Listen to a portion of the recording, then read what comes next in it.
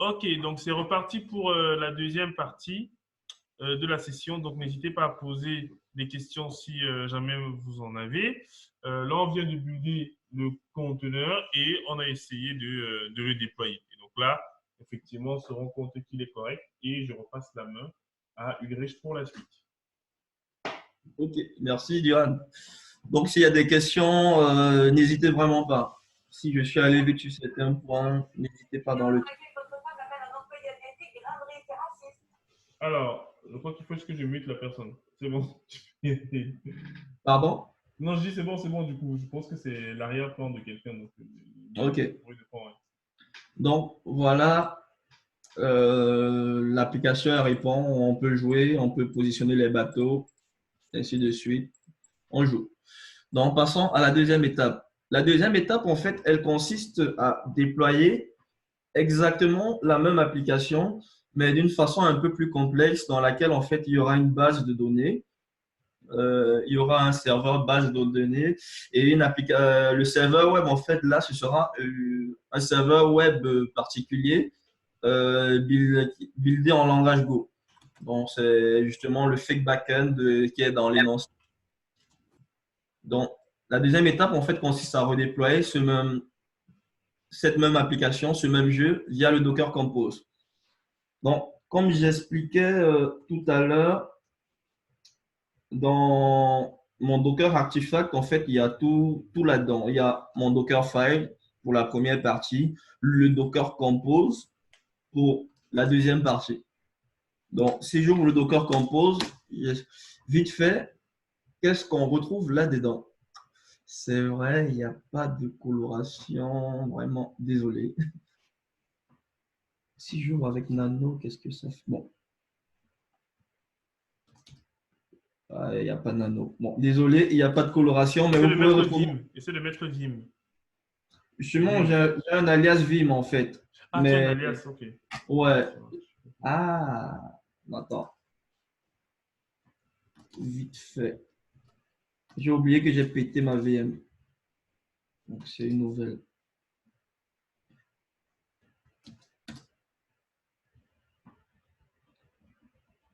Bon, Oui, là, c'est juste effectivement, pour faire. ça Là, vient c'est. lui venir la chose, il a directement dit avec Vim. Ok, donc si je fais un Vim sur Docker. Voilà, là, c'est tout bon. Merci, Diane. Yes, et je pense que ça a mis aussi vu le truc, ouais, lui, il a également dit directement Vim. Donc, là, mon Docker Compose. Donc, je vous décris vite fait ce que j'ai fait dans mon Docker Compose. Là, la première application, j'ai deux services. Le service BattleBot, qui est le serveur web buildé d'une façon particulière. Et j'ai la base de données. Il se sert de la base de données pour stocker un certain nombre d'informations. On va pas s'attarder en fait sur le fonctionnement interne en fait. Nous, on va juste builder et puis voir si ça marche. Donc Donc, là-dedans, en fait, effectivement, préciser que les variables d'environnement ont été précisées dans l'énoncé et que tu ne fais que. Voilà. oui, oui, tout à fait.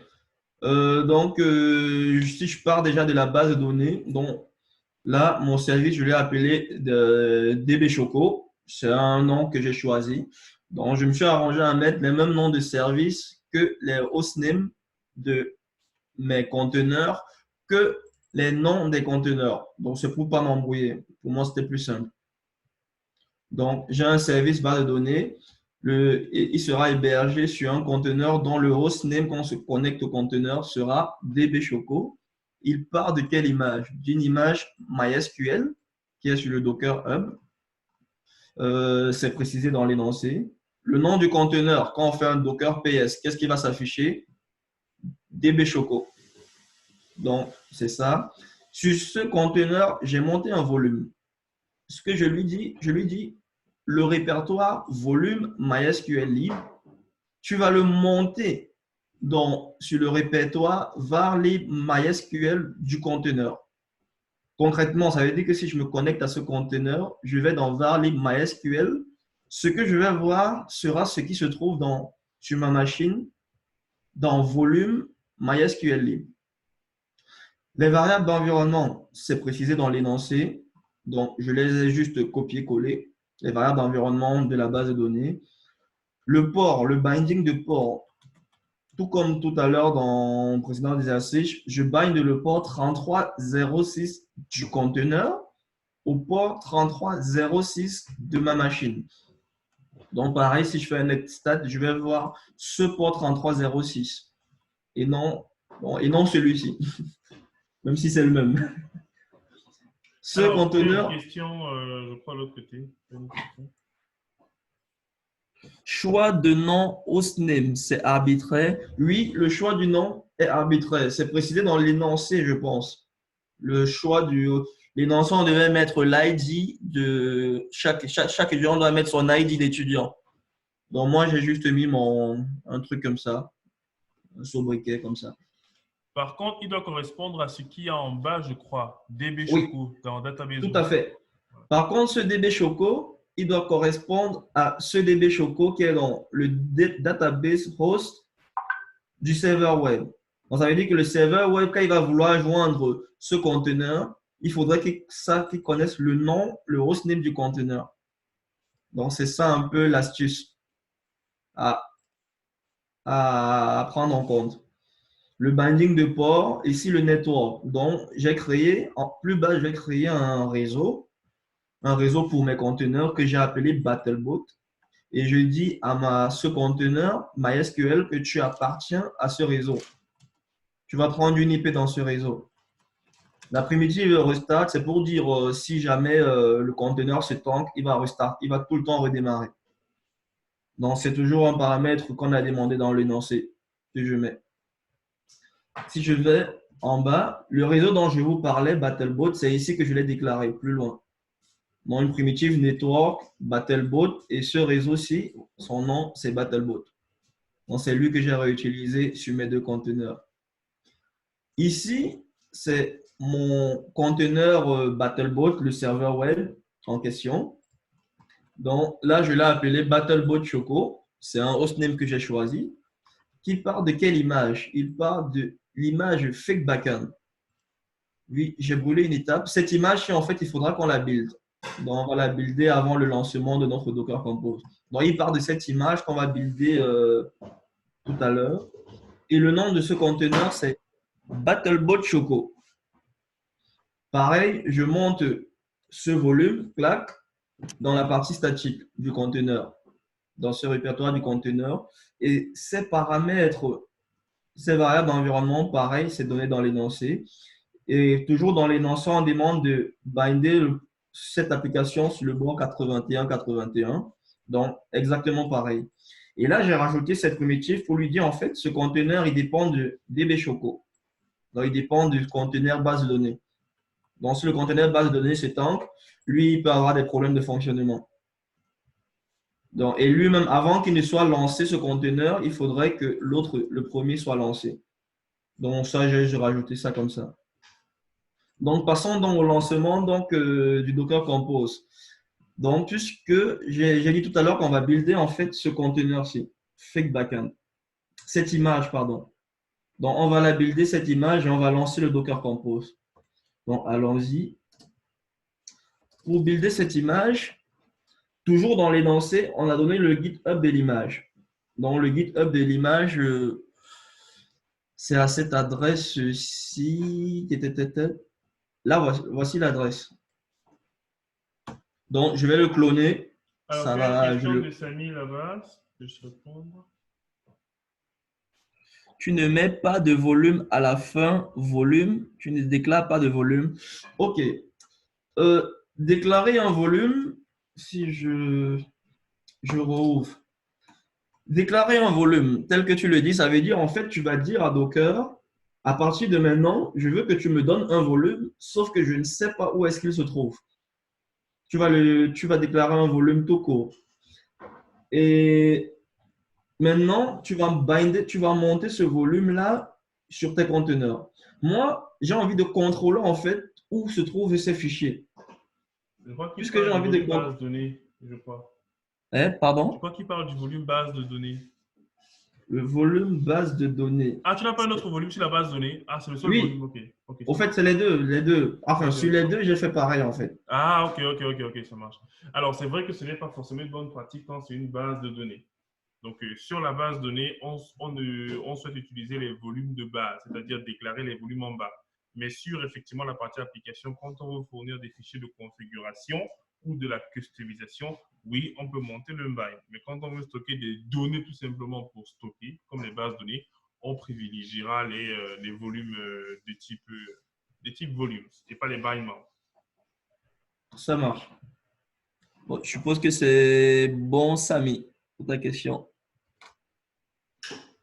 Donc, on va donc passer au build de l'image fake backend. Donc, voici le repo Git. Donc, c'est dans l'énoncé. Donc, moi, je vais le builder dans le /tmp parce que tout ce que moi, je veux, c'est l'image. Je ne veux pas garder le code source. Donc, je fais un git clone de l'image.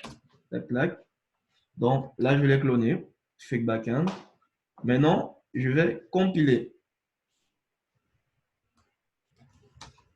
Donc, je compile toujours comme tout à l'heure. Je vais compiler et je l'appelle Docker. Pardon, qu'est-ce que je raconte? Donc, je compile et moi, je vais l'appeler Choco92 Fake Backend. Je lance la compilation de l'image.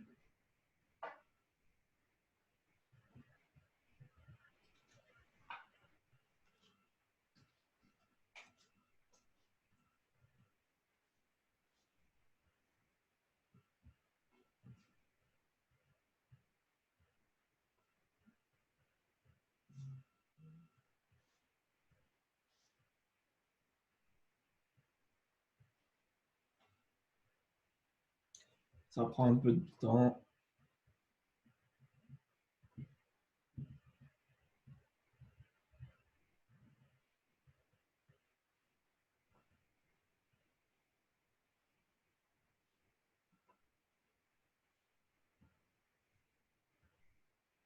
Après, vous pourrez vous amuser à regarder le Dockerfile de cette image pour savoir en fait ce qu'il fait. Donc, le Dockerfile, voilà, il est là. Donc, maintenant, le build est terminé. Si je fais un Docker image, cette image, ça fait 10 secondes. La voici, fake backend. Ça, c'est une image intermédiaire. Donc, voici l'image nouvellement buildée.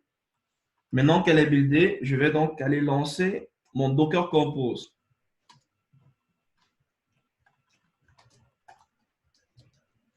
Je lance mon Docker Compose, dont je me positionne où il se trouve. Pour le lancer, je fais simplement un Docker Compose. Hop. Et je vais rajouter une option "-d", c'est pour lui dire tu lances en mode détaché. Donc, tu lances les conteneurs en mode détaché, en arrière-plan.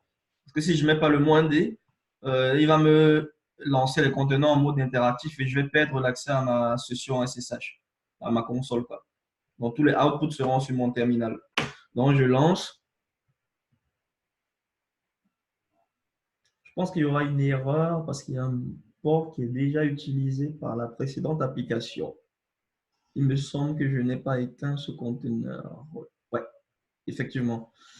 Donc, ouais, en fait, il y a une erreur. Il me dit simplement qu'il n'arrive pas à binder ce port. Pourquoi? Parce qu'il est déjà en écoute par le précédent conteneur qu'on a lancé, celui-ci. Donc, ce que je vais faire, je vais juste supprimer Docker rm -f pour forcer la suppression. Donc, je supprime ce conteneur web server. Donc, puisque je l'ai supprimé, maintenant, je vais relancer mon Docker Compose. Il a lancé. Si je fais un Docker ps -a, il me dit, j'ai deux conteneurs. Un lancé depuis 38 secondes, un autre depuis 37. DB Choco, c'est la base de données. Donc, voici donc la redirection de port. Il dit le port 3306 est banni sur le port 3306 du conteneur. Et ce conteneur écoute sur deux ports. Le 33060 qui n'a pas été bindé. Donc, il est en écoute, sauf qu'il n'est pas accessible depuis l'extérieur. Et j'ai le Battle Choco qui se base sur l'image fake backend qu'on a buildé tout à l'heure et qui expose le 81 vers le 3000. D'où sort le 3000? Si vous lisez juste le GitHub fake backend, vous allez voir en fait dans la documentation qu'il a dit que ce conteneur bind le port 3000. Donc, c'est pour ça que moi j'ai fait la redirection vers le port 3000. Donc, c'est ce que lui, il a mis dans sa documentation. Donc, maintenant, allons tester si la page répond effectivement. Donc, pour ça, on va faire la même adresse que tout à l'heure. Clac, clac. J'ouvre fenêtre de navigation privée. Si je claque ça, 2 points, on croise les doigts, ça répond.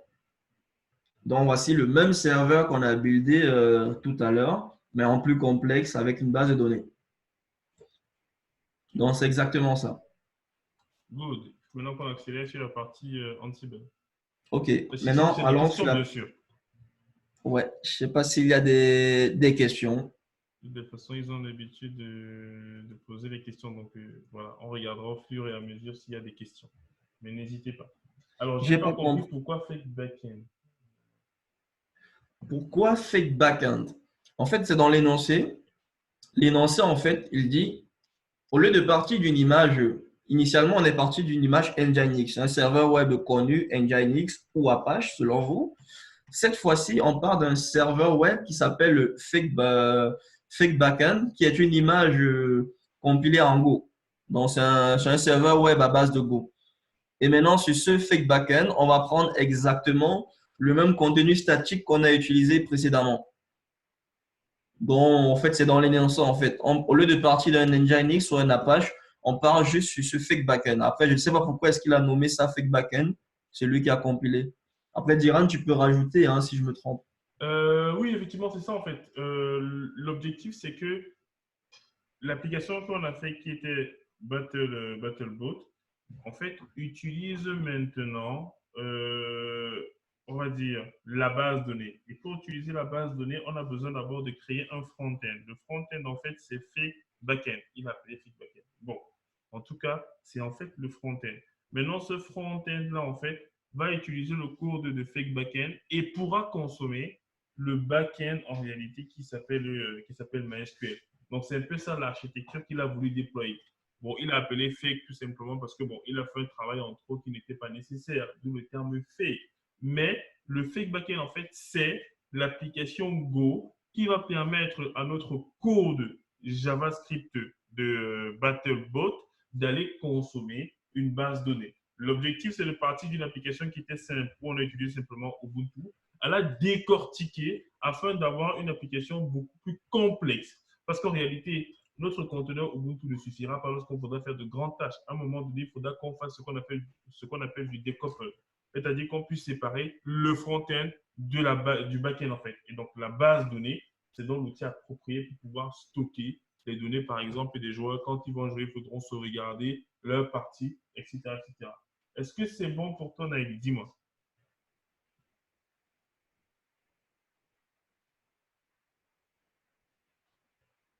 C'est Bon, en tout tout bon? cas, le temps que ça arrive, tu me diras si c'est bon pour toi. OK. Donc, Ok. n'hésite pas hein, si. Ok. Voilà. Juste pour faire un zoom sur l'utilisation de la base de données. Donc, dans le code, dans l'énoncé, on se dit en fait que si la base de données elle est tankée, il y a une page en fait. Si on attaque le serveur sur cette page, il vous retourne un code 200 ou 500. 200, ça veut dire que la base de données est opérationnelle. 500, ça veut dire qu'elle est morte. Donc, voici ça. Donc, moi, je fais juste un curl en local sur cette page et je greffe en fait sur le header pour avoir uniquement l'entête HTTP. Ce que je vais faire comme démo, je vais juste stopper le conteneur base de données et de refaire le même curl et voir ce que ça donne. Bon, si je refais le même curl, vous voyez là, j'ai un 500 internal server error. C'est pour vous dire la base de données n'est plus accessible. Donc, ça correspond bien au ce qu'on a demandé dans le lancer. Si vous voulez relancer, vous lancez juste le Docker Compose et puis c'est reparti. Passons donc à la troisième phase.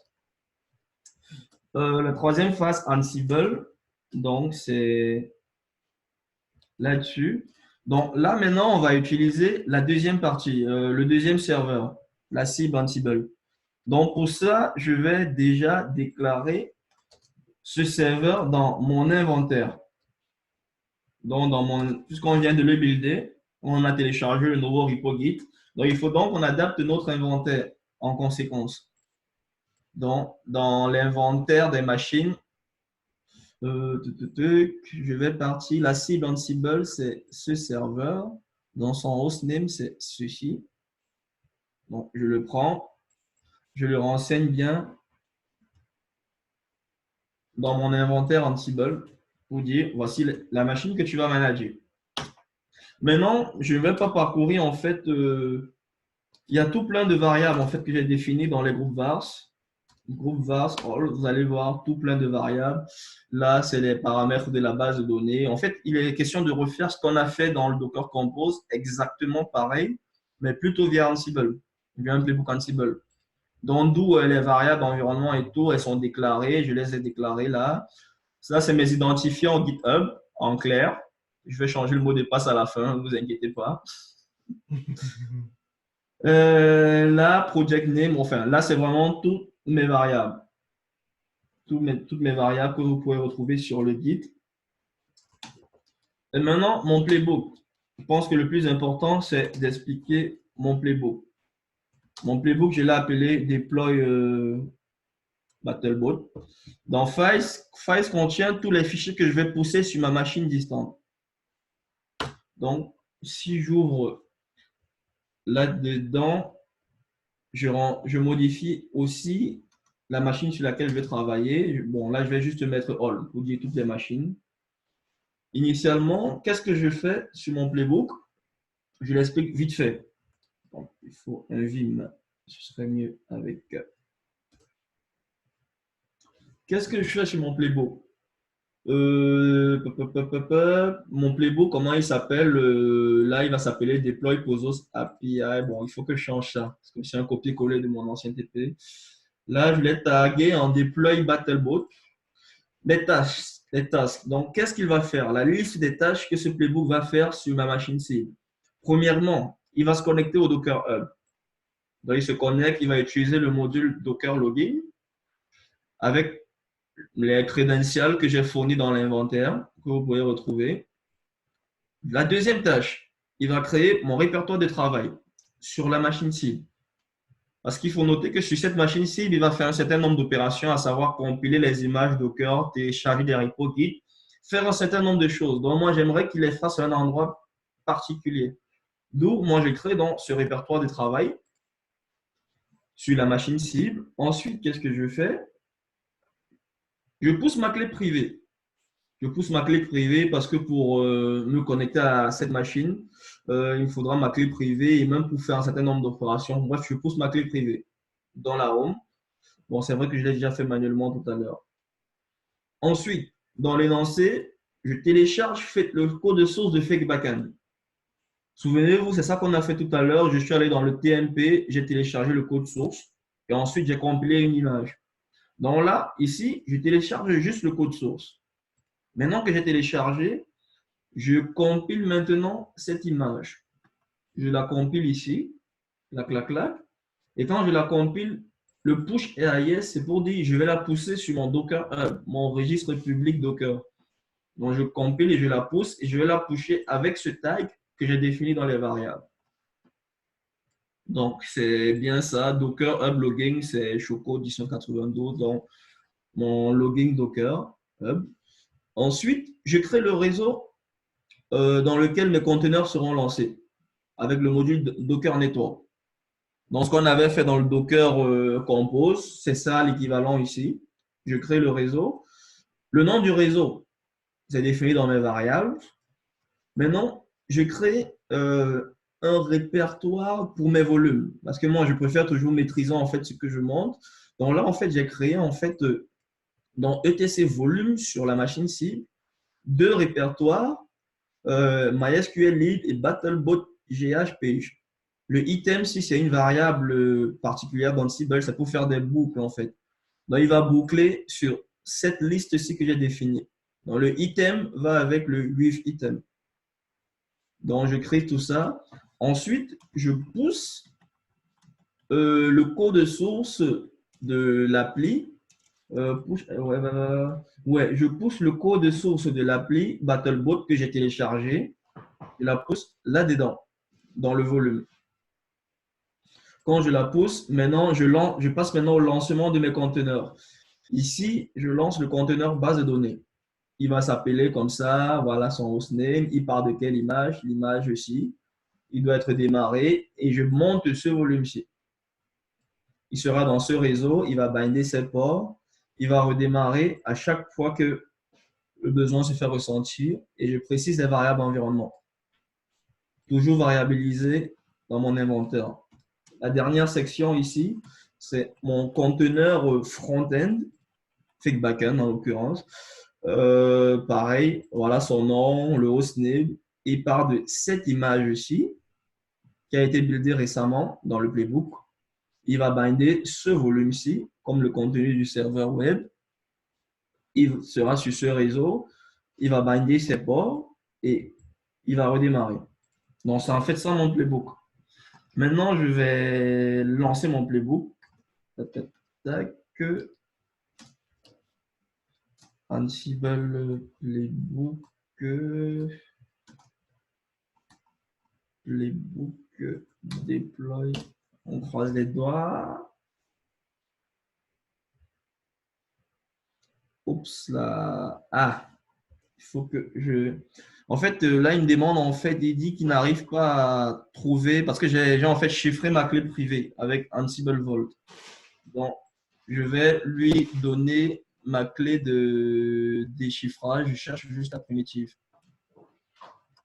Ansible password.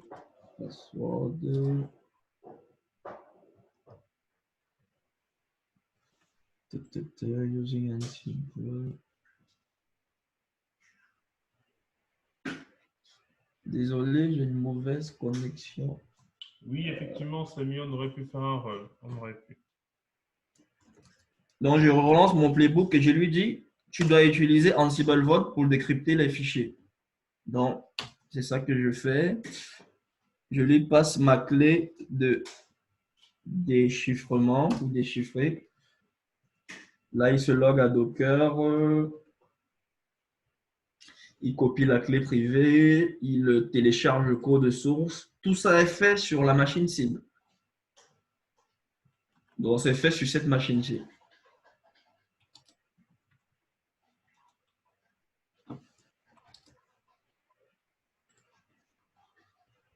Là, il est en train de builder une image. Fake backend. Sur cette machine, je peux peut-être faire un Docker image pour voir. Blah. Ouais. Comme tout à l'heure. Même processus.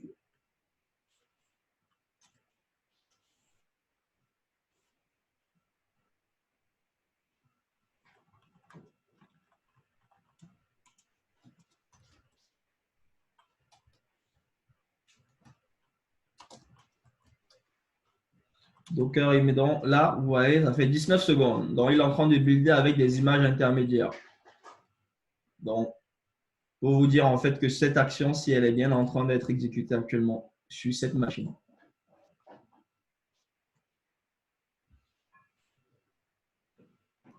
Bon, il a fini, il crée le réseau, ainsi de suite.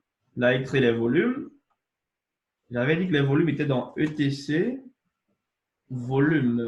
Donc, normalement, il doit avoir un répertoire volume. Ouais, les voici. Et voici donc les deux fichiers dont je vous parlais. Vous voyez, il les a créés à 20h33.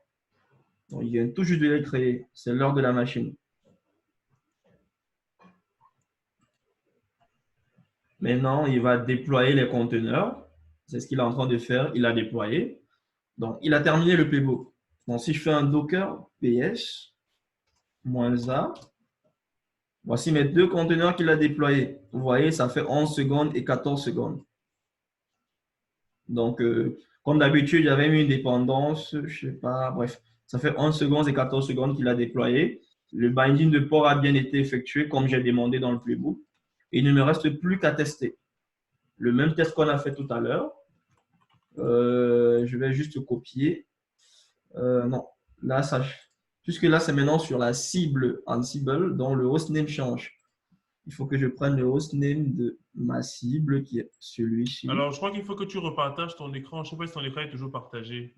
Il nous reste encore 10 minutes, mais regarde bien si essaie de revoir le partage. Parce que je ne vois plus ton écran. Voilà. Donc là, c'est C'est bon. bon? Ok, c'est bon à nouveau, ouais. Donc, OK. on a encore 10 Donc, minutes, ouais.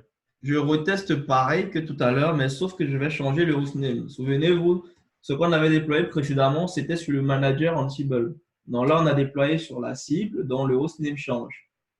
Donc, je change, c'était 5491.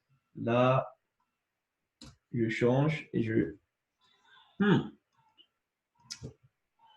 Ouais, ça marche. Petit tips, vous avez remarqué ce truc. En fait, c'est dû à mon montage. Il faudrait juste que je modifie un petit truc. Playbook, deploy, create volume, files, battlebot. Là, il faudrait que je fasse ça, que je relance mon playbook. F.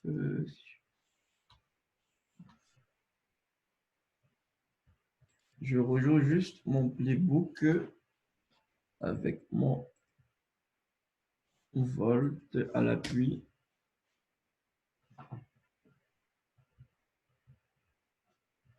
En fait, c'est vert parce qu'il avait déjà effectué ses actions. Tout ce qu'il va faire, c'est qu'il va relancer mes conteneurs et appliquer la modif que j'ai demandé.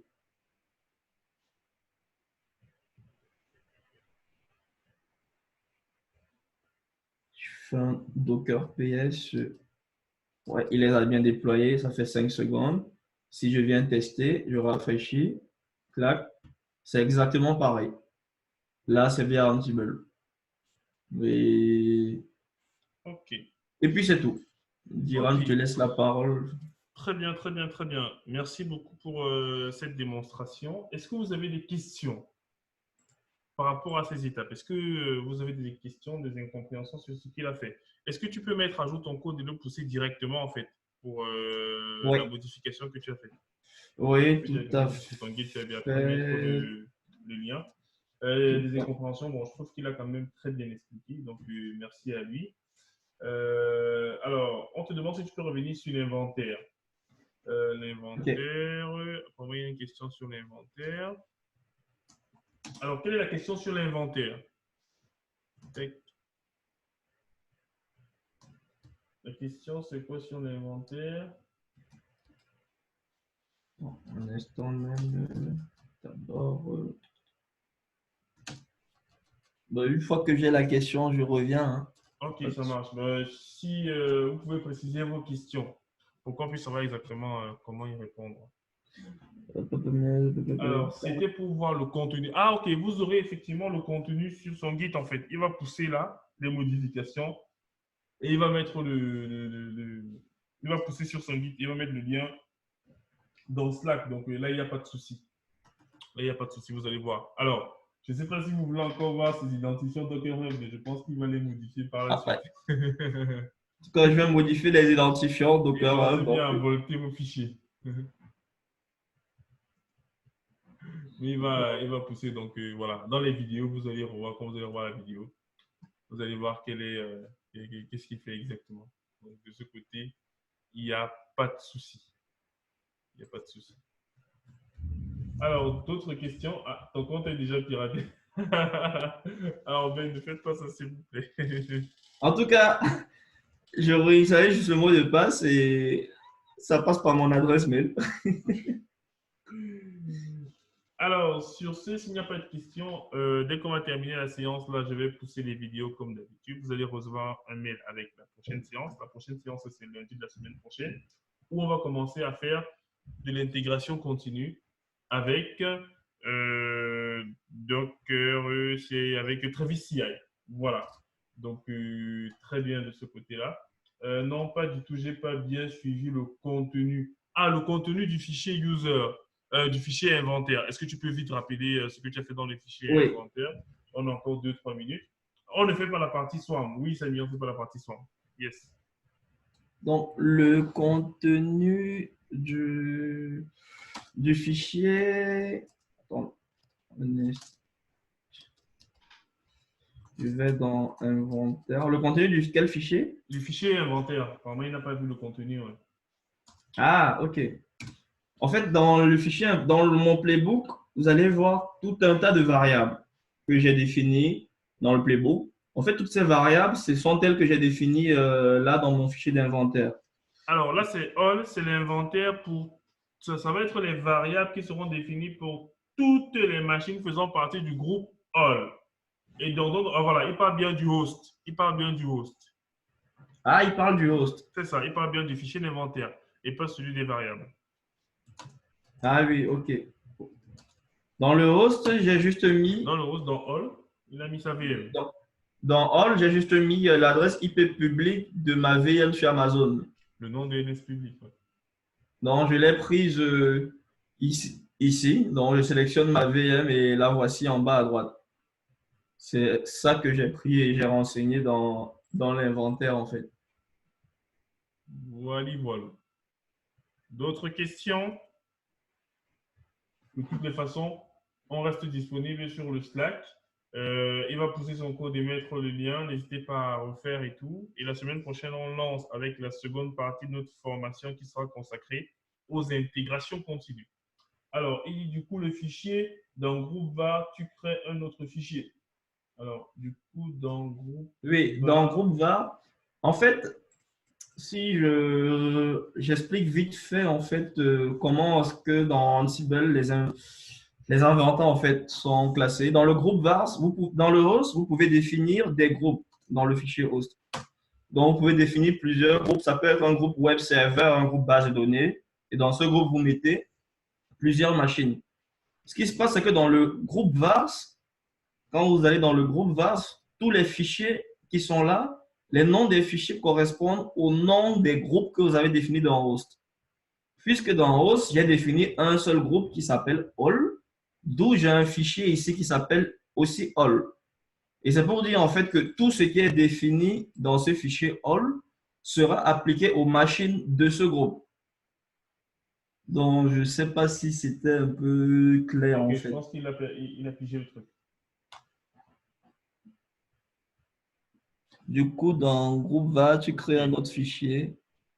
Non, non, Ah, c'est ok, bon, c'était la question. Donc, il a dit thanks. Donc, je pense que c'est bon.